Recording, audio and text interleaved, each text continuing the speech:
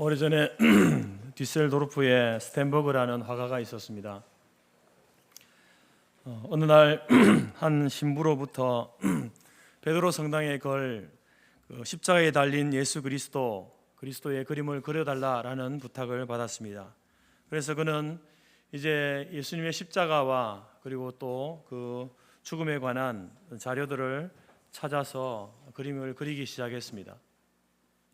근데 그림을 그리는 도중에 이제 실증이 나고 또 이제 그림에 대한 어떤 이 정당한 값이 매겨지지 않아서 이제 그림을 중단하고 시골로 내려가서 잠시 스케치나 하면서 시간을 때우게 되었습니다. 그곳에서 이제 집시 생활을 하던 페피타라는 소녀를 만나게 되었는데, 이제 스텐버그는 그 소녀를 자기 화실에 불러서 모델을 삼아서 이제 세속적인 그림을 그리기 시작했습니다. 그림을 그리다가 잠시 쉬는 시간에 그 소녀가 스텐버그가 그리다가만 그 예수님의 그 십자가에 달린 예수님의 모습을 이제 그 그림을 보게 되었습니다. 그래서 묻습니다. 저 사람은 누구인가요? 그리스도다라고 이렇게 말했습니다. 근데 왜 사람들이 저분에게 저런 일을 행하고 있습니까? 저분은 나쁜 사람인가요? 그렇지 않아. 그분은 좋으신 분이야. 이틀 후에 화실로 찾아온 페피타가 계속해서 질문을 이어갑니다. 만약에 그분이 좋은 분이라면 왜 그분을 십자가에 못 박고 있나요? 그래서 스텐버그는 자기가 알고 있는 상식대로 이제 예수님의 그 십자가와 죽음에 대한 이야기를 해 주었습니다. 그때에 그녀의 눈에서 눈물이 흘립니다. 눈물을 흘리면서 슬퍼합니다. 너무 슬퍼하니까 스텐버그가 당황하면서 이제 그를 위로할 마음으로 이야기합니다. 울지 말아라. 예수님은 이렇게 비참하게 돌아가셨지만 예수님은 부활하셨어. 그러니까 울지 마라. 이렇게 이야기를 해줍니다. 그 이야기를 하니까 이 소녀의 얼굴이 슬퍼 울던 그 얼굴이 표정이 다시 환하게 밝아지는 것입니다. 그 모습을 보면서 이 스텐버그가 충격을 받았습니다.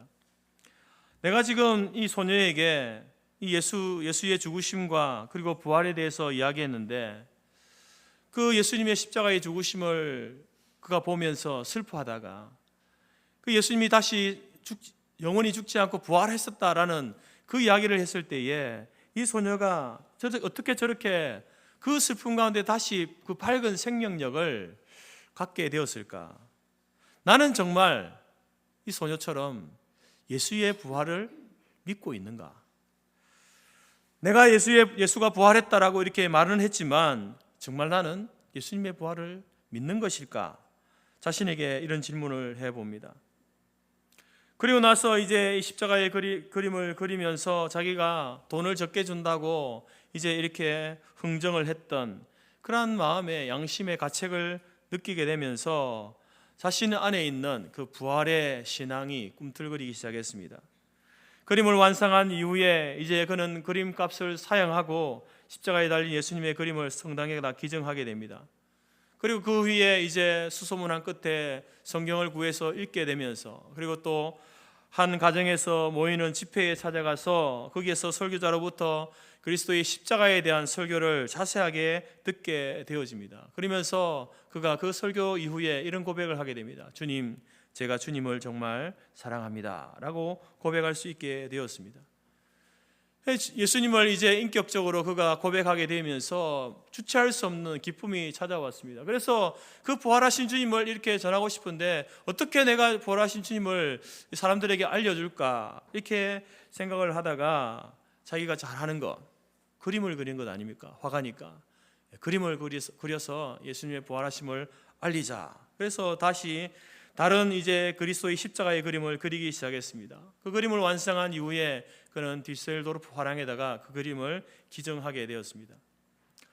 어느 날 화랑에 들렸다가 한 소녀가 자기 그림 앞에서 슬피 울고 있는 것을 보았습니다. 그 소녀는 바로 그때 만났던 페피타였습니다. 그를 알아본 페피타가 묻습니다. 선생님, 그분께서 저를 그와 같이 사랑해 주신다면 이라고 이야기를 하는 겁니다. 그래서 스텐버그는 그 소녀와 함께 그림 앞에 앉아서 그 소녀에게도 예수 그리스도의 그 놀라운 죽으심에 대해서 자세하게 이제 이야기하게 됩니다. 예수님의 죽으심은 모든 사람들을 위해서, 모든 집시를 위하여서, 모두를 위하여서 예수님께서 고난 받으시고 십자가에 피를 흘리셨단다. 그리고 그분의 죽으심은 페피타, 너를 위해서 죽으셨단다 라고 스텐버그는 바로 그 그림을 통하여서, 그리고 그 입술을 통해서 복음을 전하고 있었습니다. 사랑하는 성도 여러분, 부활절 한 주간 지났습니다. 여러분은 이 한 주간을 살면서 이 부활의, 예수님의 부활 소식을, 멸망할 생명을 가지고 소망 없는 소망을 가지고 살아가는 인생들에게 예수님이 생명이라고, 예수님이 소망이라고 전하는 증인의 삶을 여러분 사셨습니까? 오늘 본문의 말씀은 부활하신 예수님께서 어느 골방에 숨어있던 제자들을 찾아가신 장면이죠. 그들을 찾아가셔서 그들에게 뭐라고 이야기합니까? 너희가 이 모든 일의 증인이다. 너희가 나의 십자가의 고난과 죽음과 부활에 대한 증인이 되어야 한다라고 사명을 주십니다. 여러분, 이 사명은 예나 지금이나 모든 그리스도인들에게 주신, 우리를 복음의 증인으로 부르시는 그러한 하나님이신 사명 아니겠습니까? 그런데 여러분, 그 사명을 받은 제자들의 모습을 보십시오. 여러분, 오늘 제자들의 모습처럼 그들은 그 증인의 사명을 잘 감당하지 못했습니다. 그러면서 스스로 이렇게 위안하지 않습니까? 내가 무슨 자격으로 복음을 전하나? 내가 아무런 능력이 없는데 어떻게 증인이 될 수 있는가? 나는 복음을 잘 알지 못하는데 무엇을 어떻게 전해야 하는가? 이런 것을 가지고 우리를 증인으로 부르셨음에도 불구하고, 우리를 증인으로 세워주셨음에도 불구하고 그렇게 살지 못하는 우리 자신을 스스로 위안하고 있는 것입니다. 오늘 주님께서는 제자들을 찾아가셔서 제자들의 그런 영적인 상태, 마음의 상태, 그리고 그들의 현실적인 상황을 예수님은 너무나 잘 알고 계셨습니다. 아마 그래서 부활하신 이후에 먼저 제자들을 찾아가신 것이기도 합니다. 여러분, 오늘 이 제자들의 모습을 보면서 저는 복음의 증인으로 살려고 할 때에 그 제자들이 가지고 있던 큰 장애물 3가지를 보게 되었습니다. 복음의 증인으로 살고자 할 때에 그것을 막아서는 장애물이 뭔가? 첫 번째는 의심이라는 겁니다. 의심. 정말 예수님이 부활했는가? 아니, 지금 예수님, 부활하신 예수님을 만나고 있지만 이 예수님이 진짜 예수님인가? 아니면 유령인가? 영혼인가? 우리가 환상을 보고 있는가? 착시현상인가? 귀신을 보는 건가? 아니면 진짜 예수님인가? 마음에 확신이 없었습니다. 의심이 그들 가운데 있어요. 그 의심이 바로 복음의 증인으로 살지 못하게 하는 장애물입니다. 두 번째 장애는 뭐냐면은 무지함이죠. 무지함. 여러분, 구약 성경의 구약의 선지자들은 하나님은 그 선지자들을 통하여서 이제 이 메시아의 예언을 계속해서 해오지 않았습니까? 근데 제자들도 그 사실을 알고 있습니다. 구약 성경이 메시아에 대해서 예언하고 있다라는 사실은 알고 있지만, 그러나 그 예언이 누구를 향하고 있는지를 그들은 몰랐습니다. 예수님께서 자신의 십자가의 고난과 죽음에 대해서, 부활에 대해서 말했지만 그것이 구약으로부터 예언되어져 오던 일이었고, 그 구약의 예언들이 바로 예수님을 향하고 있다라는 사실을 제자들도 몰랐습니다. 그런 무지함이 바로 증인의 삶을 살지 못하도록 하는 장애물이었다는 거예요. 세 번째 장애물은 무엇입니까? 바로 오늘 제자들의 모습처럼 두려움이라는 거예요. 두려움. 십자가의 형을 받은, 당시 최고의 최악의 죄인들이 받는 그런 형벌 아닙니까? 십자가 형틀에 같이 못 박히는 그 십자가의 형을 받으시는 예수님을 따르고 그분을 지지했다. 여러분, 그 소문이 로마 군인들에게 알려지고 들려지고 들키게 되면 저들도, 그 제자들도 예수님과 똑같은 고난과 핍박과 또 사회적인 고립을 당할 것이 분명한데 그것을 견딜 만한 용기가 제자들에게는 없었습니다. 더 나아가서 그분의 부활하심을 증언하는 삶을 살아야 한다라고 했을 때는요, 이 제자들이 더 움츠러들 수밖에 없는 거죠. 아니, 내가 예수를 믿고 예수를 따르던 사람들이다, 이 말도 못하는데 예수님이 십자가에 죽으시고 다시 부활하셨습니다 라는 말을 어떻게 할 수 있겠습니까? 그런 두려움 때문에 그들은 증인의 삶을 살 수 없었습니다. 그런데 이러한 의심과 이러한 무지함과 이러한 두려움은 여러분 오늘 우리에게도 있는 것이죠. 우리가 하나님께서 우리 모든 그리스도인들을 증인으로 부르셨다 그랬는데 이 증인의 삶을 살아야 하는데 우리가 증인의 삶을 살지 못하도록 하는 것도 바로 이러한 의심, 무지함, 그리고 우리 안에 있는 두려움, 그것이 우리를 증인의 발걸음을 내딛지 못하게 하는 것이다라는 겁니다. 오늘 본문을 보게 되면 그러한 두려움과 혼란 속에 있었던 이 제자들이 위대한 복음의 증인으로 변화되어가는 그러한 모습을 우리가 보게 됩니다. 오늘 우리는 그들의 변화의 과정을 살펴보면서 우리를 복음의 증인으로 살도록 부르신 그 부르심에 대해서 다시 한번 확신을 가지고 저와 여러분이 다시 한번 그 모든 장애물을 뛰어넘고 증인의 삶을 살기로 다시 한번 결단하는 저와 여러분이 될 수 있기를 간절히 바랍니다. 여러분, 우리 주님께서는 이제 그 장애물을 뛰어넘을 수 있도록 의심 많은 제자들에게 확신을 심어주고 계십니다. 바로 부활하신 날 두려움에 떨고 있는 그 제자들에게 주님이 찾아가십니다. 그런데 예수님을 보고도 그들은 유령인 줄 알았습니다. 놀라고 무서워했습니다. 하지만 그들의 두려움을 잠재우시면서 뭐라고 말씀하십니까? 너희에게 평강이 있을지어다. 그리고 자신의 손과 발을 보여주십니다. 영은 살과 뼈가 없다. 근데 나는 살과 뼈가 있다. 만져보라 라고 하십니다. 여러분, 우리가 복음 성가 가사 중에 의심 많은 제자, 우리는 그렇게 말하면 도마가 의심 많은 제자였지 라고 생각하지만 그러나 실제적으로 11제자 모두가 의심 많은 제자였습니다. 그래서 예수님께서는 11사도 모두에게 그 손과 발을, 예수님의 손과 발, 못 박히신 손과 발, 그것을 보여주시는 거예요. 만져보라. 그리고 요한복음에서는 어떻게 합니까? 창에 찔린 옆구리까지도 보여주시면서 예수님의 그 부활하신 그 모습이 영혼이 아니다, 유령이 아니다, 귀신이 아니다, 실제로 십자가에 달리셨던 육신 그대로, 살과 뼈가 있는 육신 그대로 부활하셨음을 예수님께서 친히 그들을 찾아가셔서 보여주셨습니다. 부활하신 예수님의 육신을 보고 만져보고 그들의 의심이 그쳤습니까? 사라졌습니까? 아닙니다.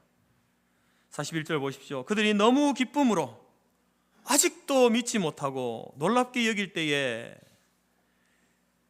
예수님이 자기들 앞에, 눈앞에 나타난 거, 내가 부활했다, 육신을 가지고 부활했다, 만져봐라. 만져보니까 진짜 예수님인 거예요. 그런데 기쁩니다. 예수님이 다시 살아나다니 너무 기쁘지만 여전히 믿지 못하고 있습니다. 진짜일까?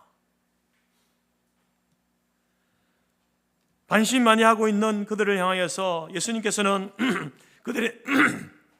그들의 믿음을 더 확실히 세워주기 위해서 먹을 것을 달라고 요구합니다. 먹을 것을. 그래서 음식을 같이 먹음으로써 예수님이 영이 아닌 육신으로 부활하셨다라는 사실을 확실하게 보여주고 있는 겁니다. 여러분, 이렇게 제자들은 바로 부활하신 주님을 다시 한번 인격적으로 만나고 있습니다. 예수님께서 찾아가 주셨고 그들을 인격적으로 만나 주셨습니다.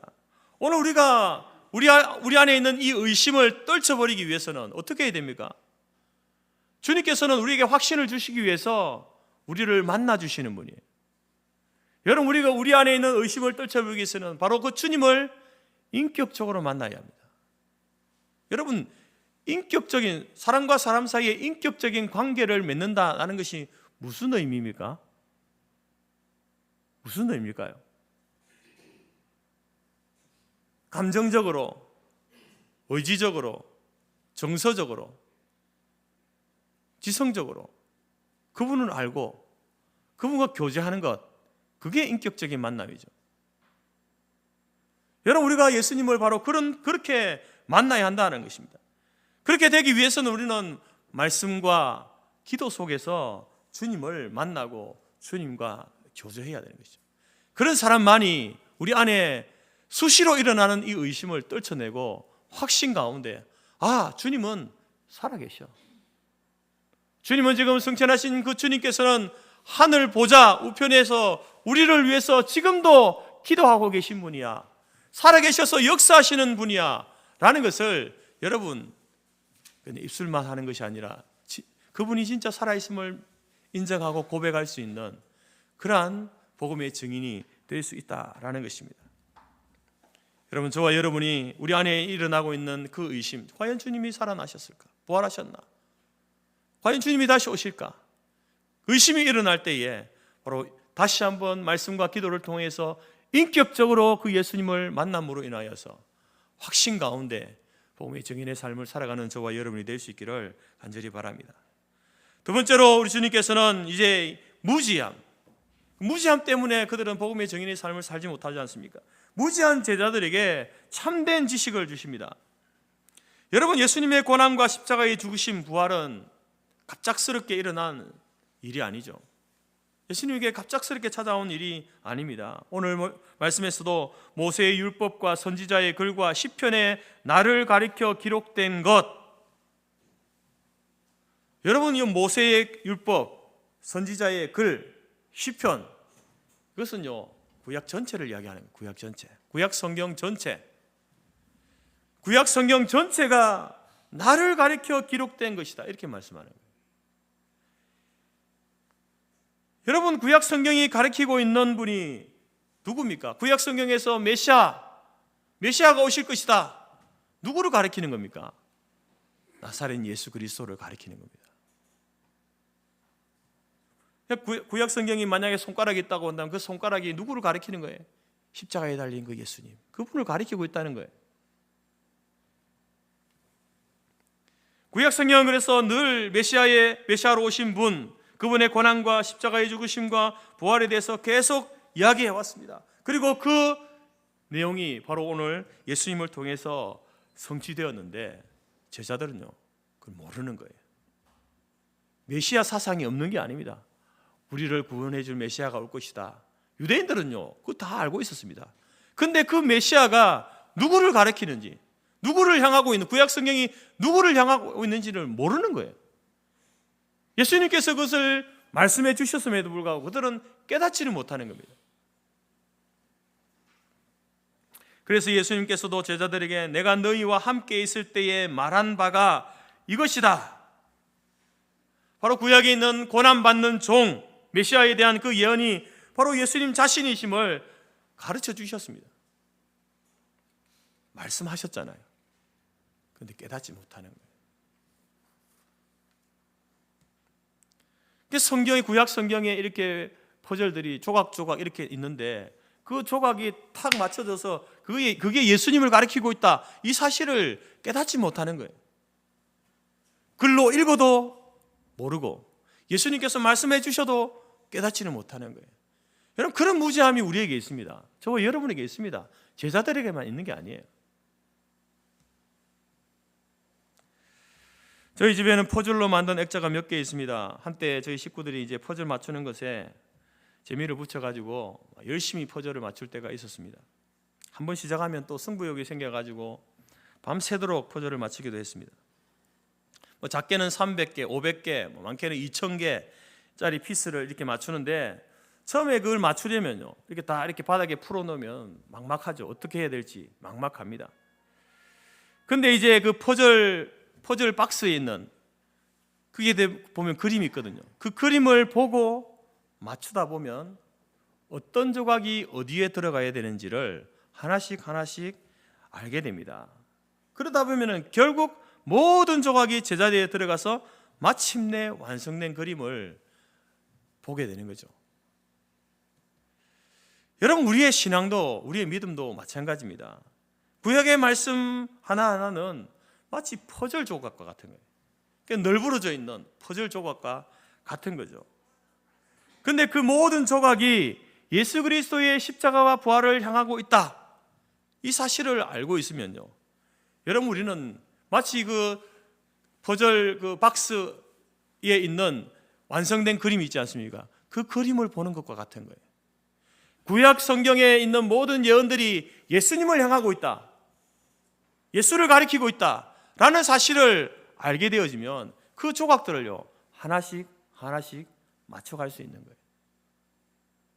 마치 우리는 그래서 전체 그림을 보면서 그 조각을 맞추는 것과 같이 될 수 있다라는 겁니다.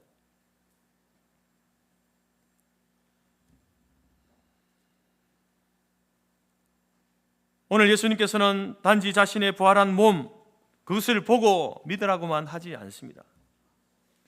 예수님의 부활이 하나님의 위대한 구속의 역사 속에서 어떻게 성취되었는지를 말씀해 주잖아요. 모세의 글과 시편과 선지자의 글, 그 글들이 바로 나를 가리켜 말한 것이다, 그렇게 말씀해 주십니다. 그리고 예수님께서는 그들의 마음과 지각을 열어서 예수님의 그 말씀, 성경을 깨닫도록 해주시는 거죠.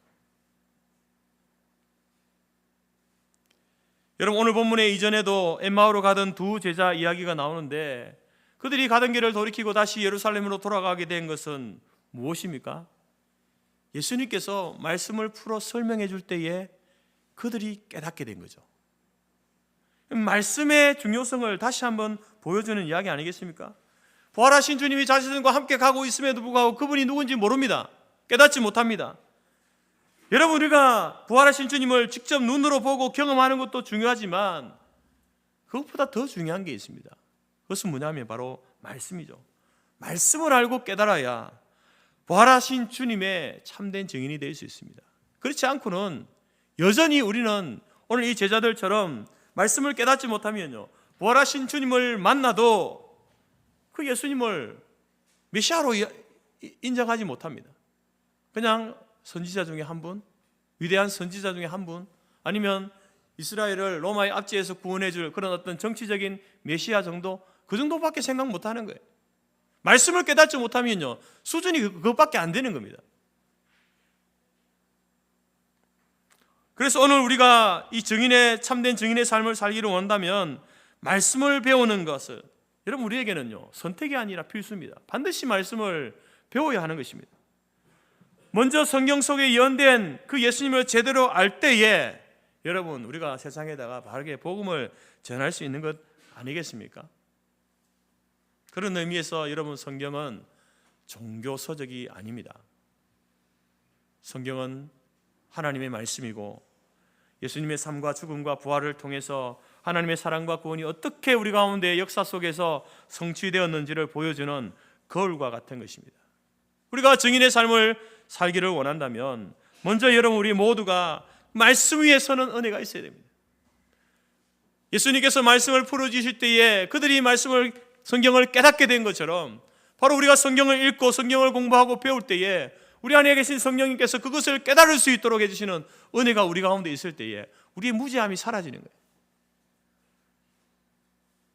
참된 지식을, 여러분, 참된 지식은요, 책을 통해서 얻는 게 아닙니다. 물론 그건 도구가 되겠지만 여러분이 성경을 우리가 읽을 때에 읽는다고 깨달아지는 게 아닙니다. 여러분이 성경을 밤새 연구한다고 성경이 깨달아지는 게 아닙니다. 진리의 영이신 성령님이 여러분이 말씀을 깨닫도록 해주셔야 되는 거예요. 이 말씀이 말씀으로, 하나님의 말씀으로 믿어지도록 해주셔야 되는 거예요. 그래서 우리는 여러분 성경을 읽고 공부하고 기도할 때에 기도하셔야 됩니다. 하나님, 성경 읽을 때, 공부할 때에 나로 하여금 성령의 지혜로 이 말씀을 깨닫게 해주십시오. 단순히 하나의 글, 이야기, 그 정도가 아니라 우리를 구원하신 하나님의 그 구원의 계획을 보게 하시고 그것이 예수 그리스도를 통해서 이루어짐에 대하여서 깨달을 수 있도록 그 깨달음의 영을 허락해 주옵소서. 기도해야 되는 것이죠.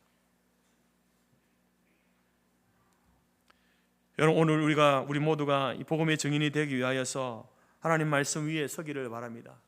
그리고 하나님께서 우리에게 그 말씀을 읽고 공부하고 나눌 때에, 설교를 듣고 설교를 행할 때에 그 말씀이 하나님의 말씀인 것을 깨닫게 되어지는 그런 은혜가 저와 여러분 가운데 있기를 간절히 바랍니다. 마지막으로 세 번째로, 여러분 이제 그들의 복음의 증인으로 살려 할 때에 막아서는 장애물 두려움이 아닙니까? 이 두려움에 사로잡힌 제자들에게 성령의 은혜를, 성령을 통한 능력을 더딥혀 주심으로 두려움을 이기게 하십니다.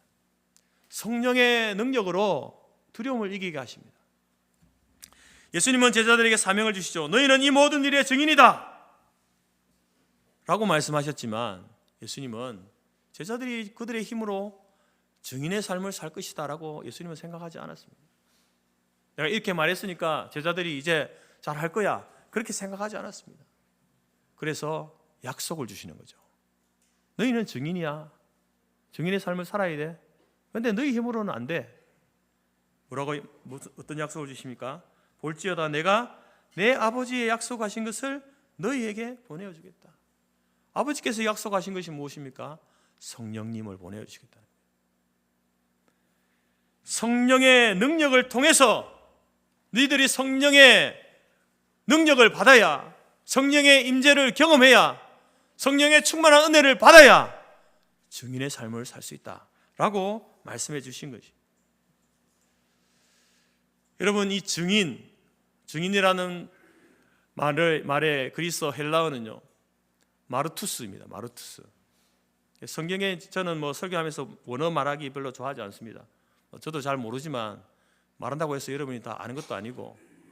근데 성경의 단어들, 이제 구약 히브리어나 헬라어 중에 단어들 중에 우리가 몇 가지 좀 기억해 하면 좋을 것들이 있는데, 그 중에 하나가 이 마르투스, 증인이라는 단어입니다.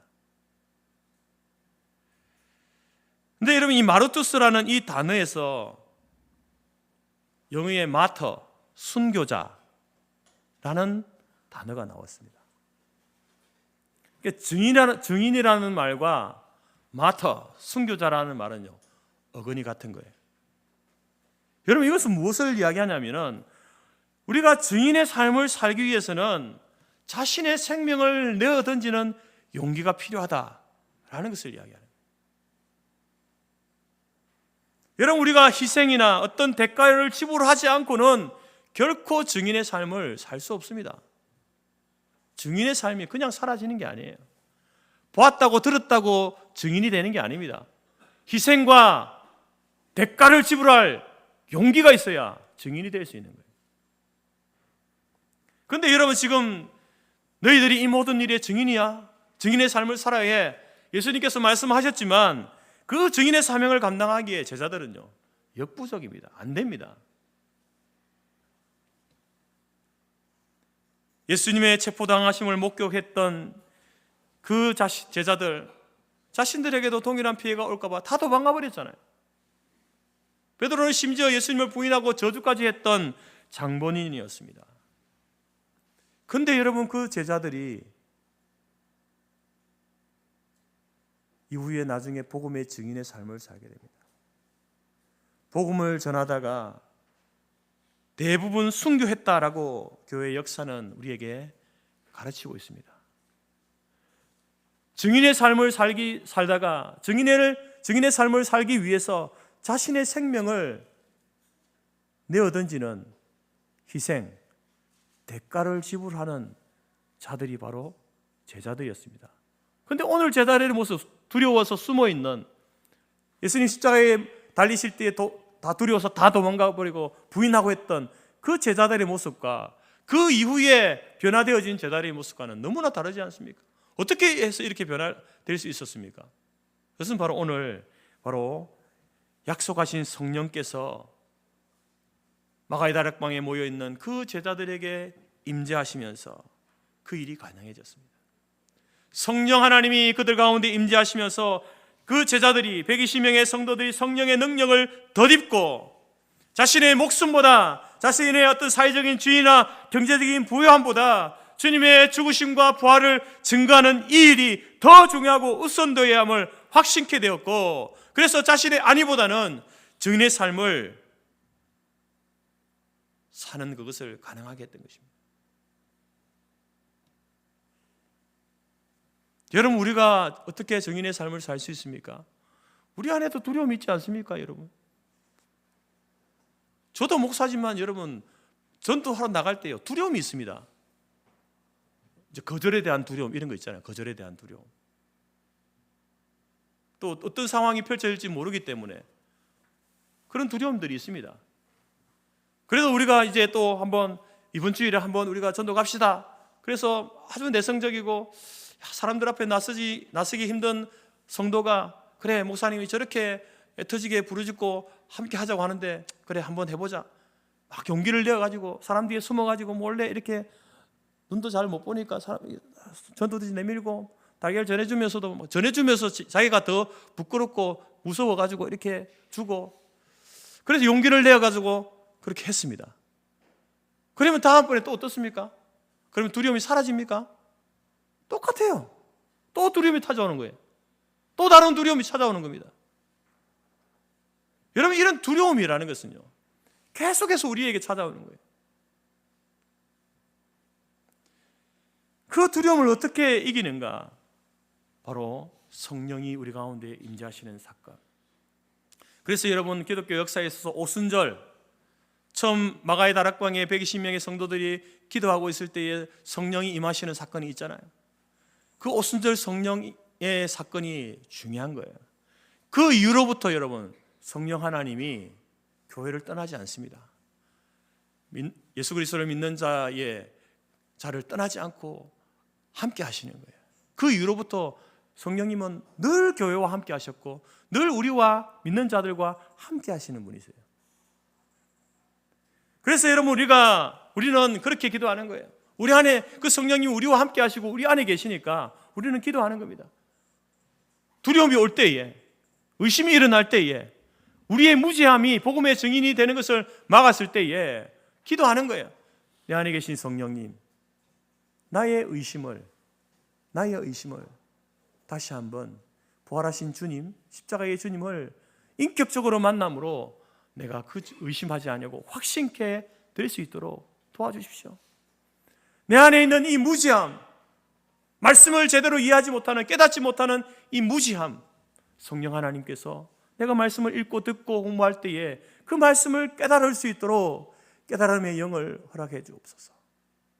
내 안에 있는 두려움, 복음을 제대로 전하지 못하는, 생명을 가지고도 소망을 가지고 있으면서도 그것을 제대로 전하지 못하는 이 두려움, 늘 일어나는 이 두려움을 내가 성령의 능력을 더듬음으로, 성령 하나님이 나와 함께 하시고 내게 담대함을 주시는 분이심을 내가 확신함으로 복음의 증인의 삶을 살아갈 수 있도록 도와주옵소서. 우리는 날마다 그렇게 기도해야 된다라는 것입니다. 오늘 아버지가 아이를 위해서 로봇 장난감을 사왔는데 좀 보고 아이가 너무 멋지게 생긴 로봇이니까 좋아서 펄쩍펄쩍 뛰는데 잠깐이었습니다. 왜냐하면 그 로봇이 안 움직이는 거예요. 만화에서 본 로봇은 움직여야 되는데 안 움직이는 거예요. 실망을 하고 있을 때에 아버지가 그 로봇에다가 배터리를 넣고 버튼을 올리자 로봇이 걷기도 하고 소리를 내고 빛을 발하기 시작하는 거예요. 그제야 아이가 진짜구나 라고 하면서 기뻐했다는 겁니다. 여러분, 우리가 우리의 신앙생활에 있어서 성도회나 교회에 있어서요, 성령님이 없으면 그 교회는 껍데기예요. 그 사람은 껍데기입니다. 성령님께서 우리 안에 거하시면서 역사하실 때에 비로소 진짜 우리가 여러분 살아있는 존재가 되고 진짜 증인의 삶을 살 수 있게 되는 거예요. 능력은 거기에서 나오는 거예요. 내 안에서 능력이 나오는 게 아닙니다. 능력은요, 성령 하나님을 통하여서 하나님께서 우리에게 주시는 것이고 우리를 통해서 그 하나님의 능력이 나타나게 되는 거죠. 여러분, 의심이나 무지함이나 두려움은요 항상 반복됩니다. 우리에게서 반복되는 것들이에요. 한번 그것을 내가 극복했다고 해서 의심이 사라져버리고 무지함이 없어지고 완전 이렇게 뭐 천재가 되고 아니면 또 어떤 용기 있는 모든 일에 매사에 이제는 우리 성격 자체가 변화되어 가지고 용기 있는 그런 사람이 되는 게 아니지 않습니까? 한번 그것을 우리가 극복해 가지고 이렇게 하더라도 또 다시 의심이 일어나고 우리의 무지함을 알게 되어지고 우리가 두려워서 주저앉아 버리는 그런 존재가 우리들 아닙니까? 그런 우리를 위해서 바로 성령 하나님, 오순절 강림하신 그 성령님께서는요 그 이후로부터 한 번도 교회를 떠나지 아니하시고 저와 여러분을 떠나지 아니시고 함께 하시는 분이세요. 왜 그렇습니까? 우리에게는 늘 의심과 두려움과 무지함이 있기 때문에 그것을 이겨낼 수 있도록 하시는 분이 성령님이시거든요. 그 성령 하나님을 의지하고 기도하고 나아갈 때에 그것을 물리쳐 주시고 우리로 하여금 용신할 수 있도록 움직일 수 있도록 증거할 수 있도록 하시는 분이 성령 하나님이시다라는 것입니다. 여러분, 오늘 우리에게도 그 성령 하나님이 우리와 함께 하시는 줄 믿습니다. 우리와 영원토록 함께 하시면서 우리로 하여금 진리를 깨닫게 하시고 우리의 마음에 감화 감동을 주시며 그리스도의 영광을 알게 하시고 담대하게 복음의 증인의 삶을 살 수 있도록 우리에게 용기와 믿음을 주시는 분이 성령 하나님이신 줄 믿습니다. 여러분, 오늘 부활하신 주님께서는 저와 여러분들에게 너희가 이 모든 일의 증인이다 라고 말씀하십니다.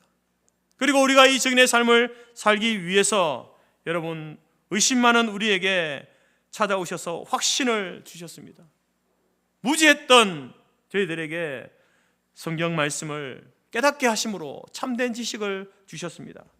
두려움에 숨어있던 저희들에게 성령을 약속하시고 성령을 보내주셔서 담대한 증인이 될 수 있도록 우리를 세워주셨습니다. 저와 여러분은 어떻습니까? 오늘 여러분 우리는 주님을 만났습니까? 인격적으로 만났습니까? 의심 많던 우리가 확신의 사람으로 변화되어졌습니까? 성경에 무지했던 우리들이 하나님 말씀을 통해서 하나님의 구원의 계획에 눈을 떴습니까? 성령 충만한 은혜로 능력을 덧입어서 두려움과 여러 가지 핑계를 물리치고 증인의 삶을 결단하셨습니까? 여러분, 우리가 다시 한번 이 시간에 고백하고 선포할 수 있기를 바랍니다. 나는 복음의 증인입니다. 내가 증인의 삶을 살겠습니다. 고백하고 결단하는 저와 여러분이 될 수 있기를 간절히 바랍니다. 그럴 때에 우리 안에 계신 성령님께서 우리 안에 있는 모든 의심을 물리쳐 주시고 우리 안에 있는 모든 무지함을 깨우쳐 주셔서 성경을 깨닫도록 인도해 주시고 우리 안에 계신 성령님께서 두려움과 좌절과 핑계대는 모든 것들을 물리쳐 주셔 담대하게 나아가서 복음을 증거하는 증인의 삶을 살 수 있도록 우리를 도우시고 인도하실 줄 믿습니다. 이러한 고백과 선언과 결단이 우리 입술에만 남아있지 않고 이제 또 한 주간을 살아가면서 우리가 고백한 대로 선포한 대로 그렇게 한 주간을 증인의 삶을 살아가는 우리 교회와 모든 성도들이 될 수 있기를 주님의 이름으로 축복합니다.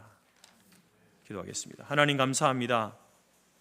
부활하신 주님께서 제자들을 찾아가시고 그들 안에 있는 의심과 무지함과 두려움을 물리치고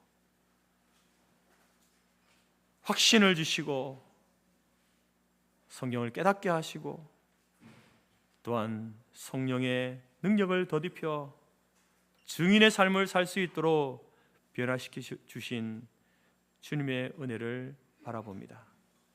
오늘 우리도 증인으로 부르셨고 증인의 삶을 살기를 원하시는 하나님께서 우리 안에 있는 의심과 무지함과 두려움을 다 제거하고 성령의 능력을 더듬음으로 인하여서 말씀을 깨달음으로 인하여서 또한 주님을 인격적으로 만남으로 말미암아 증인의 삶을 살아갈 수 있도록 하나님 우리를 도우시고 인도하여 주옵소서.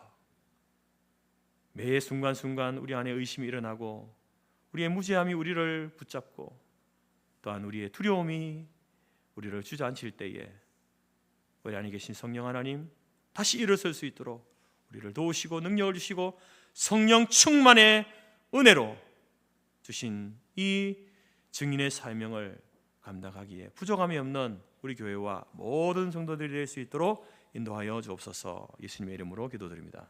아멘.